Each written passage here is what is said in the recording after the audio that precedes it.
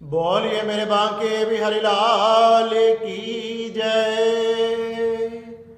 मैं विशाल शर्मा आप सभी के सामने आप सभी को षटतिला एकादशी की हार्दिक शुभकामनाएं। श्री पुलुस्त जी महाराज दालिभ्य ऋषि को षटतिला एकादशी का महात्म सुनाते हैं। एक बार दालिभ्य ऋषि पुलुस्त जी के पास जाकर पूछने लगे कि हे पुलुस्त जी, आप कृपया करके मुझे ऐसा कोई उपाय बताए जिस उपाय के करने से पृथ्वी पर रहने वाले सभी व्यक्तियों के दुख दूर हो जाए, उनके द्वारा किया हुआ पाप नष्ट हो जाए। क्योंकि प्राय लोग एक दूसरे को देखकर दुखी हैं, एक दूसरे का धन हड़पना चाहते हैं, पराई स्त्री में अपने मन को लगाना, पराए धन में अपने मन को लगाना, चोरी करना, निंदा करना, डकैती आदि अभक्ष्य वस्तुओं का भक्षण करना, मनुष्य तरह तरह के पाप प्रतिदिन करता है। ऐसा कोई उपाय बताए जिससे सभी की मनोकामनाएं पूरी हो जाए, सबको सुख की प्राप्ति हो और सबका दुख दूर हो जाए। जब श्री पुलुस्त जी दालिभ्य ऋषि से कहने लगे कि हे दालिभ्य ऋषि, आप ध्यान पूर्वक सुनो, मैं आपको माघ मास जो अत्यंत पवित्र तथा पुण्यों को देने वाला, समस्त दुखों को हरने वाला, पापों को नष्ट करने वाला है, उसी माघ मास की षटतिला एकादशी के बारे में बताता हूँ। माघ मास में कृष्ण पक्ष में जो एकादशी आती है उसे षटतिला एकादशी कहते हैं। मनुष्य को चाहिए कि वो इस दिन प्रातः काल स्नान करे, शुद्ध वस्त्रों को धारण करके भगवान के निमित्त इस व्रत का संकल्प करना चाहिए, भगवान सूर्य को अर्घ देना चाहिए तथा जो गोबर गाय का पृथ्वी पर ना गिरा हो उस गोबर के 108 पिंड बना लेने चाहिए। 108 पिंड बना लेने के बाद उससे भगवान का हवन करना चाहिए। भगवान के निमित्त 12 अक्षर मंत्र से, नमो नारायण मंत्र से, भगवान के अनेक प्रकार के पुरुष सूक्त आदि से इस पिंडों द्वारा भगवान का हवन करना चाहिए। भगवान जनार्दन का, नारायण का, शालिग्राम का पूजन करें, भगवान को अर्घ समर्पित करें, अनेक प्रकार के फलों तथा फूलों से, तुलसी तथा तुलसी मंजरी से भगवान का पूजन करें। इससे भगवान अत्यंत प्रसन्न होते हैं। इस दिन हमने तिल में स्नान, तिल का उपटन, तिल आदि का तेल तथा तिल का दान, अनेक प्रकार से जो व्यक्ति तिल का दान करता है उसको जितनी संख्या में वह तिल को दान करता है उतने ही लाख वर्षों तक वह स्वर्ग में निवास करता है। इसलिए इस दिन तिल का विशेष महत्व है। व्यक्ति ने इस दिन तिल के लड्डू, तिलकुटा, तिल आदि जरूर दान करना चाहिए। इस प्रकार से जो व्यक्ति करता है उसका कल्याण होता है, उसे परम सुख की प्राप्ति होती है। जब दालिभ्य ऋषि पूछने लगे कि हे पुलुस्त जी, आप कृपया कर मुझे ये बताए, क्या इस एकादशी के व्रत को किसी ने धारण किया? अगर किसी ने धारण किया तो कृपया कर बताएं उसका कल्याण कैसे हुआ। जब श्री पुलुस्त जी कहने लगे कि हे दालिभ्य ऋषि, प्राचीन समय की बात है, एक समय नारद जी ने भी भगवान नारायण से यही प्रश्न किया था कि षटतिला एकादशी के मातम को बताओ तथा इसकी क्या महिमा है। जब भगवान नारायण ने श्री नारद जी को यही बताया था कि प्राचीन समय में एक ब्राह्मणी थी, वह भगवान की बड़ी पूजा पाठ किया करती थी, अनेक प्रकार के व्रत किया करती थी। अरे व्रत कर करके उसने अपने शरीर को बिल्कुल दुर्बल बना लिया था, उसका शरीर बिल्कुल दुर्बल हो चुका था। अपने व्रत करने का नियम वह कभी नहीं छोड़ती थी। उसने अपने जीवन में बहुत सी पूजा पाठ, नियम, व्रत आदि किए जिससे भगवान उसके ऊपर अत्यंत प्रसन्न थे।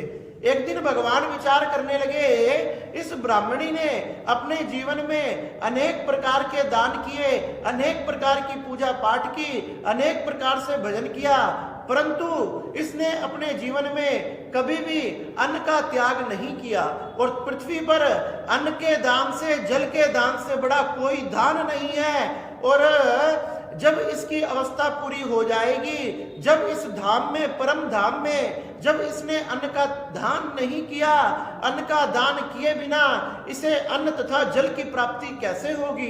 यही विचार कर कर एक दिन भगवान वेश बदलकर उस बुढ़िया के द्वार पर पहुंच गए और कहने लगे कि भिक्षाम देहि। भगवान भिक्षा मांगने लगे।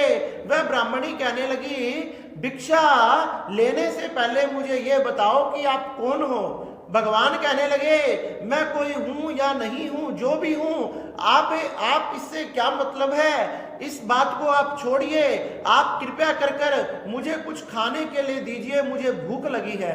भगवान बार बार प्रयास करने लगे कि गलती से एक बार भी वह अन्न का त्याग कर दे, लेकिन उस ब्राह्मणी ने भी हट पकड़ ली। इतने सत्य नहीं बताओगे तुम कौन हो, इतने मैं कुछ नहीं दूंगी। भगवान ने बार बार मांगना चाहा। उस क्रोध में आकर ब्राह्मणी ने एक मिट्टी के डेले को उठाया, उस मिट्टी के पिंड को भगवान के हाथ में थमा दिया।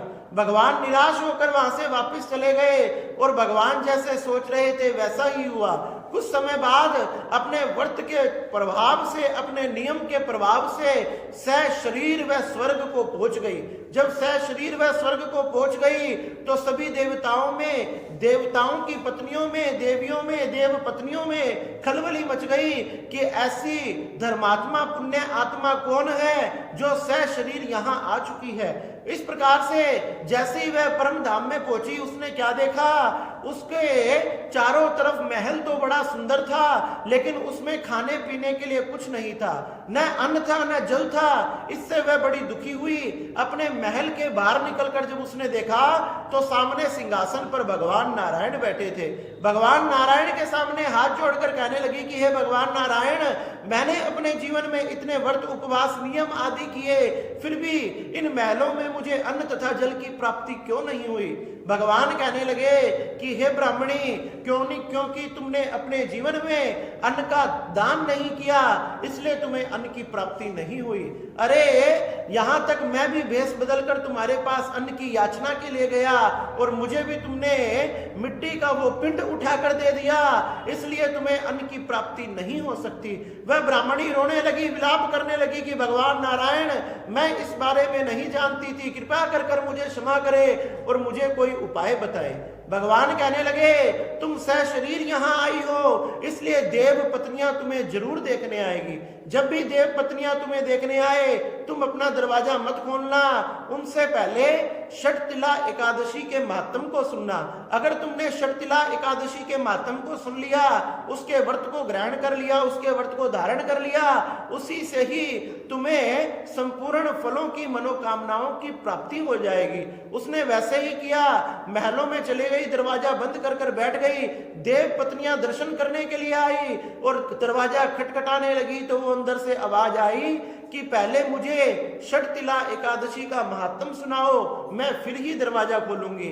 अब उनमें से देव पत्नियों में से एक देव पत्नी ने आगे बढ़कर उसे षटतिला एकादशी का महात्म सुनाया, नियम बताए और उसने भगवान की कृपा इतनी बरसी, षटतिला एकादशी की केवल कथा सुनी मात्र थी, सुनने मात्र से उसके सारे महलों में चारों तरफ धन ही धन हो गया, अन्न ही अन्न हो गया, जल ही जल हो गया।